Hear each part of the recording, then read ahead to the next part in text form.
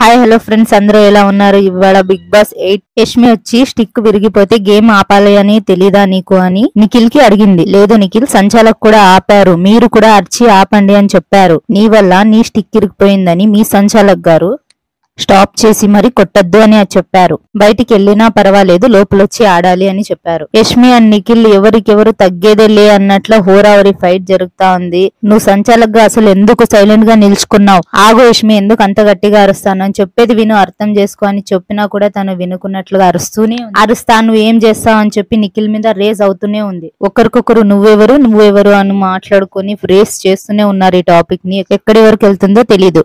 Equal గా వాళ్ళిద్దరూ తప్పు చేసినప్పుడు వీళ్ళిద్దరు మంచి ప్రేయర్స్ అన్నట్ల యష్మి అండ్ ప్రేరణ ఫుల్ ఆడతారు అన్నట్ల మీటింగ్ పెట్టుకుని కూర్చున్నారు. ఈ ప్రాసెస్ ఎంత వరకు నడుస్తుందో తెలియదు కానీ నాకు ఫుల్ ఎక్సైట్మెంట్ గా ఉంది. ఈ నైట్ చూడాలా మిస్ కాకున్నట్టుగా. విష్ణుప్రియ ఫ్రెడ్ గురించి చాలా బాధపడింది.